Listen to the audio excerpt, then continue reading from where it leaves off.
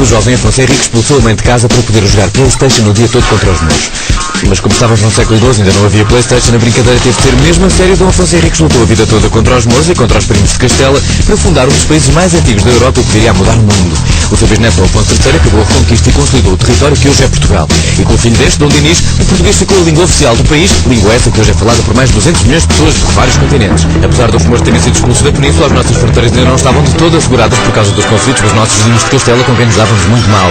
É nessa altura que aparece Dom Pedro, que protagonizou a nossa história de amor mais famosa. Pedro era o filho de Dom Afonso IV e apaixonou-se por Inês de Castro, que seria bonito se ela não fosse a da sua própria mulher e ainda por cima espanhola.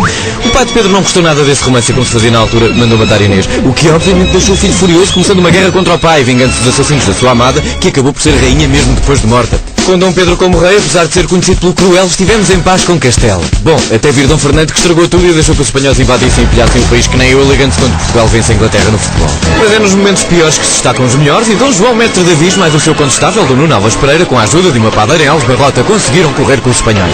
Dom João é aclamado rei, começando uma nova dinastia, a de Avis, que iria mudar a história do globo. Dom João I, depois de arrumar a casa, virou-se para o norte da África e iniciou a nossa expansão ultramarina, conquistando Ceuta. Com o infante Dom Henrique, filho de Dom João, o estudo e desenvolvimento das técnicas de navegação e a sua implementação prática mudou tudo o que se tinha feito até à altura em termos marítimos. O rei que deu o grande impulso para as nossas descobertas foi Dom João II. No seu reinado, Bartolomeu Dias dobrou o Cabo da Boa Esperança na ponta da África, indicando o caminho marítimo para a Índia que depois Vasco da Gama concluiu. Dom Manuel, o único rei que se associou a um estilo artístico manuelino, reinou num período áureo. A chegada de Vasco da Gama ainda revolucionou o comércio internacional, ao mesmo tempo que pôs em prática pela primeira vez a ideia da globalização. Afonso Albuquerque consolidou um verdadeiro império no Oriente, ao conquistar pontos estratégicos do Golfo Pérsico à Malásia, impondo-se aos muçulmanos e hindus e criando um monopólio comercial na região. Quem mandava nos mares do Atlântico ao Índico éramos nós. Ao Ocidente, quando Pedro Álvares Cabral descobre o Brasil, está sem saber a garantir o futuro de Portugal. Os nossos primeiros imigrantes também começaram a dar nas vistas, como por exemplo Fernão Magalhães, que a trabalhar para a coroa espanhola deu a volta ao mundo e provou na prática que a Terra era redonda e deu o nome ao Oceano Pacífico. Entretanto morre Dom Manuel e sobe ao trono Dom João III, que desgraçado não teve sorte nenhuma, apanhou logo com maus anos agrícolas, fome e epidemias. Mas pior que tudo, quando morre o seu sucessor é ainda uma criança, quando chegou ao trono, o pior.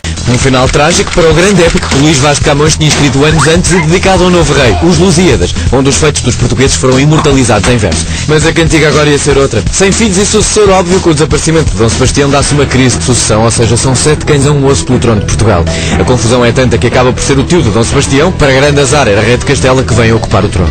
Enquanto Portugal esteve sob domínio espanhol, outros países aproveitaram-se e foram-nos às couves, ou seja, os holandeses, ingleses, franceses, árabes, indianos, persas, etc., atacaram os nossos postos e feitorias do Brasil ao Oriente. Mas o pessoal lá se mobilizou para finalmente organizar uma revolta, repor um português no trono e clamar a independência. O novo rei foi Dom João IV, que iniciou a dinastia de Bragança, mas teve de andar anos nas guerras de restauração contra os espanhóis, que não gostaram nada da brincadeira. Um dos nomes que marcou a história neste período do restaurado de Portugal foi o padre António Vieira, que teve a lucidez de ver que o nosso novo império seria a língua portuguesa. O padre António Vieira deixou grande obra por vezes de tal maneira controversa que a própria Inquisição o teve preso.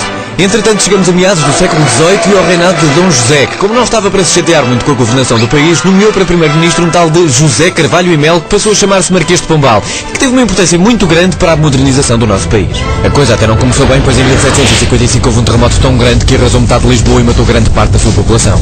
Mas o sentido prático do Marquês de Pombal tratou de reconstruir a Baixa de Lisboa do zero, com aquelas ruas largas e simétricas que ainda hoje lá estão. Mas se as coisas pareciam estar endireitadas, eis que em França surge Napoleão, que, desagradado com a nossa aliança com a Inglaterra, decide invadir o nosso país. A rainha Dona Maria I, que entretanto tinha enlouquecido, mais o filho regente Dom João VI e o resto da corte decidem fugir para o Brasil, onde instalaram o reino, passando temporariamente Portugal a ser uma colónia do Brasil, ora ocupado pelos franceses, ora governado pelos ingleses. Quando por fim corremos com os franceses, o rei continuava no Brasil, o que deu ideias aos ingleses de governar o país. Mas não foram longe, porque no Porto dá-se uma revolta liberal, que expulsou os ingleses, deixando apenas aqueles que estavam de férias no Algarve.